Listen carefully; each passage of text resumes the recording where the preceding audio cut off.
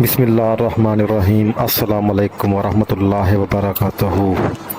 پیارے سامعین، آج کی ویڈیو میں ہم ایک ایسے واقعے کا ذکر کرنے جا رہے ہیں جو نہ صرف نبی کریم صلی اللہ علیہ وآلہ وسلم کی نبوت کی سچائی پر مہر ثابت کرتا ہے بلکہ یہ بھی بتاتا ہے کہ کس طرح غیر مسلم حکمران یعنی قیصر روم ہرقل نے آپ صلی اللہ علیہ وآلہ وسلم کی سیرت اور پیغام کو سن کر نبوت کو پہچان لیا۔ یہ ایک عظیم اور طویل حدیث ہے جس میں حضرت ابو سفیان رضی اللہ تعالیٰ عنہ اور قیصر روم ہرقل کے درمیان مکالمہ کے ذریعے نبی کریم صلی اللہ علیہ وآلہ وسلم کی صداقت، سچائی، نبوت کی علامت اور اسلام کی سچائی کو ایک غیر مسلم حکمران کی زبانی بیان کیا گیا ہے۔ یہ واقعہ صحیح بخاری کی عظیم حدیث میں محفوظ ہے جسے حضرت ابن عباس رضی اللہ تعالیٰ عنہ نے حضرت ابو سفیان سے روایت کیا ہے۔ آئیے اس حدیث کو مکمل تفصیل کے ساتھ سننے اور سمجھنے کی کوشش کرتے ہیں۔ اگر آپ نے ہمارا چینل سبسکرائب نہیں کیا تو ہمارا چینل سبسکرائب کر دیں، بیل آئیکن کے بٹن کو دبا دیں اور اپنے دوستوں رشتہ داروں کے ساتھ یہ ویڈیو شیئر کرنا ہرگز نہ بھولے گا۔ چلیں شروع کرتے ہیں آج کی حدیث۔ ہم کو ابو الیمان حکم بن نافع نے حدیث بیان کی، انہیں اس حدیث کی شعیب نے خبر دی، انہوں نے زہرا سے یہ حدیث سنی، انہیں عبید اللہ بن عبداللہ بن عتبہ بن مسعود نے خبر دی کہ عبداللہ بن عباس سے ابو سفیان بن حرب نے یہ واقعہ بیان کیا کہ ہرقل شاہ روم نے ان کے پاس قریش کے قافلے میں ایک آدمی بلانے کو بھیجا، اور اس وقت یہ لوگ تجارت کے لیے ملک شام گئے ہوئے تھے، اور یہ وہ زمانہ تھا جب رسول اللہ صلی اللہ علیہ وآلہ وسلم نے قریش اور ابو سفیان سے ایک وقتی عہد کیا ہوا تھا۔ جب ابو سفیان اور دوسرے لوگ ہرقل کے پاس علیا پہنچے جہاں ہرقل نے دربار طلب کیا تھا، اس کے گرد روم کے بڑے بڑے لوگ، علماء، وزراء، امراء بیٹھے ہوئے تھے۔ ہرقل نے ان کو اور اپنے ترجمان کو بلایا، پھر ان سے پوچھا کہ تم میں سے کون شخص مدعی رسالت کا زیادہ قریبی عزیز ہے؟ ابو سفیان کہتے ہیں کہ میں بول اٹھا کہ میں ہوں، اس کا سب سے زیادہ قریبی رشتہ دار ہوں۔ یہ سن کر ہرقل نے حکم دیا کہ اس کو ابو سفیان کو میرے قریب لا کر بٹھاؤ اور اس کے ساتھیوں کو اس کی پیٹھ کے پیچھے بٹھا دو۔ پھر اپنے ترجمان سے کہا کہ ان لوگوں سے کہہ دو کہ میں ابو سفیان سے اس شخص کے یعنی حضرت محمد صلی اللہ علیہ وآلہ وسلم کے حالات پوچھتا ہوں، اگر یہ مجھ سے کسی بات میں جھوٹ بول دے تو تم اس کا جھوٹ زہر کر دینا۔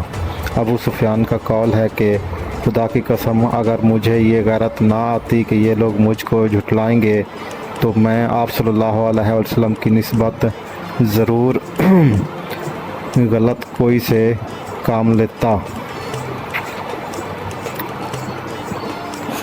خیر، پہلی بات ہرقل نے مجھ سے پوچھی وہ یہ کہ اس شخص کا خاندان تم لوگوں میں کیسا ہے؟ میں نے کہا وہ تو بڑے اونچے اعلیٰ نسب والے ہیں۔ کہنے لگا اس سے پہلے بھی کسی نے تم لوگوں میں سے ایسی بات کہی تھی؟ میں نے کہا نہیں۔ کہنے لگا اچھا اس کے بڑوں میں کوئی بادشاہ ہوا ہے؟ میں نے کہا نہیں۔ پھر اس نے کہا بڑے لوگوں نے اس کی پیروی اختیار کی ہے یا کمزوروں نے؟ میں نے کہا نہیں، کمزوروں نے۔ پھر کہنے لگا اس کے تابع دار روز بڑھتے جاتے ہیں یا کوئی ساتھی پھر بھی جاتا ہے؟ میں نے کہا نہیں۔ کہنے لگا کہ کیا اس کے دعوے نبوت سے پہلے کبھی کسی بھی موقع پر اس نے جھوٹ بولا؟ बोला है। मैंने कहा नहीं, और अब हमारी इस तरह से सुलह की एक मुकर्रर मुद्दत ठहरी हुई है, मालूम नहीं वो इसमें क्या करने वाला है। अबू सुफियान कहते हैं, मैं इस बात के सिवा और कोई इस गुफ्तगू में शामिल ना कर सका। हरकुल ने कहा, तुम्हारी इससे कभी लड़ाई भी होती है? मैंने कहा हाँ। बोला, फिर तुम्हारी और इसकी जंग का क्या हाल होता है? मैंने कहा, लड़ाई डोल की तरह है, कभी वो हमसे जीत लेते हैं और कभी हम इनसे जीत लेते हैं। हरकुल ने पूछा, वो तुम्हें किस बात का हुक्म देता है?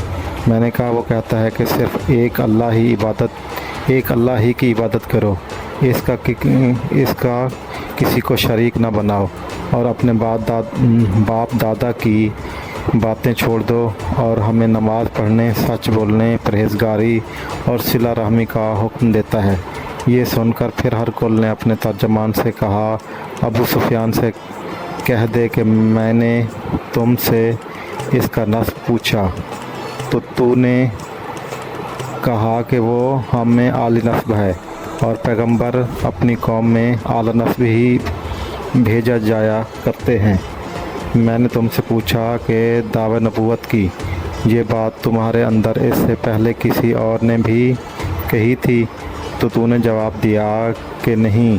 तब मैंने कहा कि अगर ये बात इससे पहले किसी ने की होती तो मैं समझता कि इस शख्स ने भी इसी बात की तलकीद की है जो पहले की जा चुकी है। तो इसने जवाब दिया नहीं। तब मैंने कहा कि अगर ये बात इससे पहले किसी ने कही होती तो मैं समझता कि इस शख्स ने भी इसी बात की तलकीद की है जो पहले की जा चुकी है।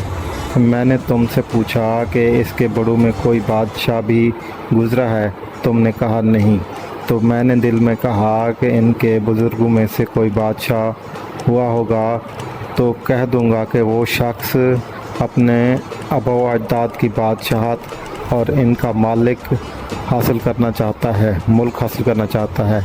और मैं तुमसे पूछा कि इस बात के कहने यानी पैगंबरी का दावा करने से पहले तुमने कभी इसको दरोग गवाही का इल्ज़ाम लगाया है?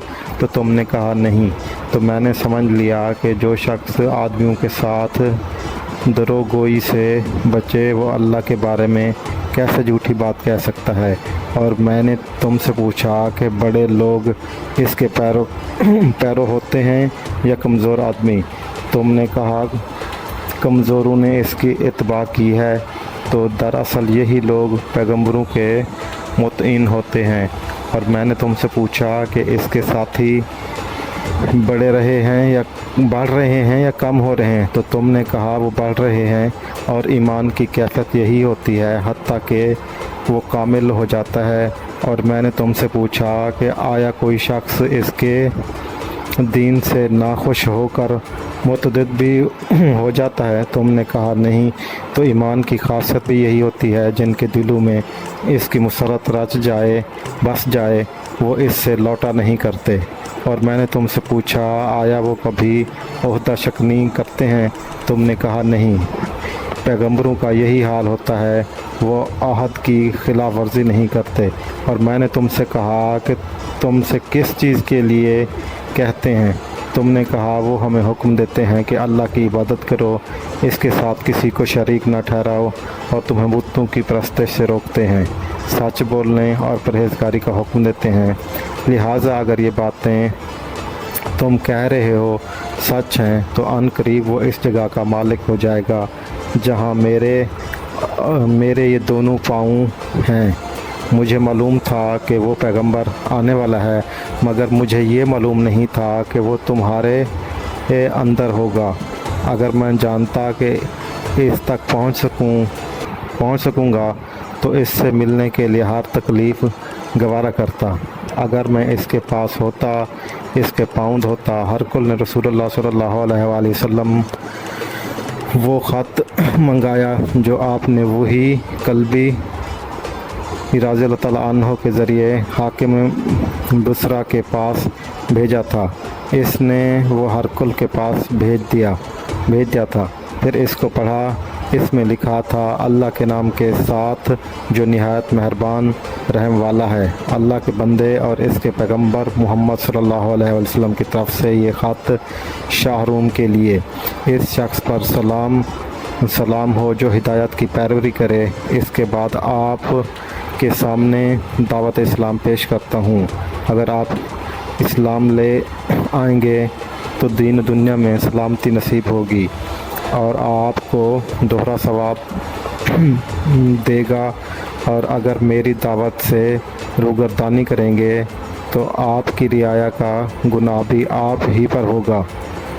اور اے اہل کتاب، ایک ایسی بات پر آ جاؤ جو ہمارے اور تمہارے درمیان یکساں ہے، وہ یہ کہ ہم اللہ کے سوا کسی کی عبادت نہ کریں اور کسی کو اس کا شریک نہ ٹھہرائیں، اور نہ ہم میں سے کوئی کسی کو خدا کے سوا اپنا رب بنائے۔ پھر وہ اپنے اہل کتاب منہ پھیر لیں تو تم ان سے کہہ دو تو ایک خدا کی اطاعت گزار بنے۔ ابو سفیان کہتے ہیں جب ہرقل نے جو کچھ کہنا تھا کہہ دیا اور خط پڑھ کر فارغ ہوا تو اس کے ارد گرد بہت شور غوغا ہوا، بہت سی آوازیں اٹھنا شروع ہوئیں اور ہمیں باہر نکال دیا گیا۔ تب میں نے اپنے ساتھیوں سے کہا کہ ابو کبشہ کے بیٹے حضرت محمد صلی اللہ علیہ وسلم کا معاملہ تو بہت بڑھ گیا، اس سے بنی اصغر روم کا بادشاہ بھی ڈرتا ہے۔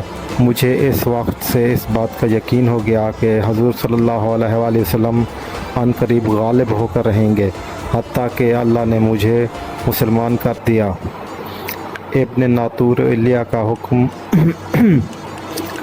حاکم ہرقل کا مصائب اور شام کے نصاری کا لاٹ پادری بیان کرتا تھا کہ ہرقل جب ایلیا آیا ایک دن صبح کو پریشان اٹھا تو اس کے درباریوں نے دریافت کیا کہ آج ہم آپ کی حالت بدلی ہوئی پاتے ہیں، کیا وجہ ہے؟ ابن ناطور کا بیان ہے کہ ہرقل نجومی تھا، علم نجوم میں وہ پوری مہارت رکھتا تھا۔ اس نے اپنے ہم نشینوں کو بتایا کہ میں نے آج رات ستاروں پر نظر ڈالی تو دیکھا کہ ختنہ کرنے والوں کا بادشاہ ہمارے ملک پر غالب آ گیا ہے۔ بھلا اس زمانے میں کون لوگ ختنہ کرتے ہیں؟ انہوں نے کہا کہ یہود کے سوا کوئی ختنہ نہیں کرتا، سو ان کی وجہ سے پریشان نہ ہوں۔ سلطنت کے تمام شہروں میں یہ حکم لکھ بھیجیے کہ وہاں جتنے یہود ہوں سب قتل کر دیے جائیں۔ وہ لوگ انہی باتوں میں مشغول تھے کہ ہرقل کے پاس ایک آدمی لایا گیا جسے شاہ غسان نے بھیجا تھا۔ اس نے رسول اللہ صلی اللہ علیہ وسلم کے حالات بیان کیے۔ جب ہرقل نے سارے حالات سن لیے تو کہا کہ جا کر دیکھو وہ ختنہ کیے ہوئے ہے یا نہیں۔ انہوں نے اسے دیکھا تو بتایا کہ وہ ختنہ کیا ہوا ہے۔ ہرقل نے جب اس شخص سے عرب کے بارے میں پوچھا تو اس نے بتایا کہ وہ ختنہ کرتے ہیں۔ تب ہرقل نے کہا کہ یہ وہی محمد صلی اللہ علیہ وآلہ وسلم اس امت کے بادشاہ ہیں جو پیدا ہو چکے ہیں۔ پھر اس نے اپنے دوست کو رومیہ خط لکھا اور وہ بھی علم نجوم میں ہرقل کی طرح ماہر تھا۔ پھر وہاں سے ہرقل حماس چلا گیا۔ ابھی حماس سے نکلا ہی نہیں تھا کہ اس کے دوست کا خط اس کے جواب میں آ گیا۔ اس کی رائے میں بھی حضور صلی اللہ علیہ وآلہ وسلم کے ظہور کے بارے میں ہرقل کے موافق تھی کہ محمد صلی اللہ علیہ وآلہ وسلم واقعی پیغمبر ہیں۔ اس کے بعد ہرقل نے روم کے بڑے آدمیوں کو اپنے حمص کے محل میں طلب کیا اور اس کے حکم سے محل کے دروازے بند کر لیے گئے۔ پھر وہ اپنے خاص محل سے باہر آیا اور کہا، اے روم والو، کیا ہدایت اور کامیابی میں کچھ حصہ تمہارے لیے بھی ہے؟ اگر تم اپنی سلطنت کی بقا چاہتے ہو تو پھر نبی کی بیعت کر لو اور مسلمان ہو جاؤ۔ یہ سننا تھا کہ پھر لوگ وحشی گدھوں کی طرح دروازوں کی طرف دوڑے مگر انہیں بند پایا۔ آخر جب ہرقل نے اس بات سے ان کی یہ نفرت دیکھی اور ان کے ایمان لانے سے مایوس ہو گیا تو کہنے لگا کہ ان لوگوں کو میرے پاس لاؤ۔ جب وہ دوبارہ آئے تو اس نے کہا میں نے جو بات کہی تھی اس سے تمہاری دینی پختگی کی آزمائش مقصود تھی، سو وہ میں نے دیکھ لی۔ تب یہ سن کر وہ سب کے سب اس کے سامنے سجدے میں گر پڑے اور اس سے خوش ہو گئے۔ بلا آخر ہرقل کی آخری حالت یہی رہی۔ عبداللہ کہتے ہیں کہ اس حدیث کو صالح بن کیسان، یونس اور مورکہ نے بھی زہرہ سے روایت کیا ہے۔ اس طویل حدیث سے ہمیں کئی سبق ملتے ہیں۔ نبوت کی علامتیں، ہرقل نے جو سوالات کیے وہ ایک ماہر حکمران کے تجزیاتی انداز کو ظاہر کرتے ہیں۔ اس نے نظم، سچائی، پیروکاروں کی نوعیت اور سابقہ کردار کو بنیاد بنا کر نبی صلی اللہ علیہ وآلہ وسلم کی سچائی کو پہچانا۔ دعوت اسلام کی حکمت، نبی کریم صلی اللہ علیہ وآلہ وسلم نے نہایت محبت حکمت سے ہرقل کو دعوت اسلام دی۔ خط کا انداز سلام ہو اس پر جو ہدایت کی پیروی کرے۔ اس کے الفاظ آج بھی ہر دل میں اترتے ہیں۔ ایمان کی حقیقت، ہرقل نے کہا جو شخص انسانوں کے ساتھ جھوٹ نہیں بولتا وہ اللہ پر جھوٹ کیسے باندھ سکتا ہے؟ یہ گواہی خود ایک غیر مسلم حکمران کی طرف سے ہے۔ نبی کریم صلی اللہ علیہ وآلہ وسلم کی پیش گوئی کی سچائی، ہرقل جانتا تھا کہ ایک نبی آنے والا ہے، مگر وہ یہ جان سکا کہ وہ نبی عرب کے اندر سے ہوگا۔ ہرقل نے نبی صلی اللہ علیہ وآلہ وسلم کی صداقت اور دل سے مانا، مگر اپنے کردار کو بچانے کے لیے ایمان کو ظاہر نہ کر سکا۔ آخر میں اگر ہم سے اس میں کوئی غلطی کوتاہی ہو گئی ہو، یہ حدیث ہمیں یہ پیغام دیتی ہے کہ صرف مسلمانوں کے لیے نہیں بلکہ پوری انسانوں کے لیے ہدایت کا پیغام ہے۔ ہرقل جیسے غیر مسلم حکمران نے نبی صلی اللہ علیہ وآلہ وسلم کی حقانیت کو دل سے تسلیم کیا، مگر ہم مسلمان ہو کر بھی آپ صلی اللہ علیہ وآلہ وسلم کی سنت اور پیغام سے غافل ہیں۔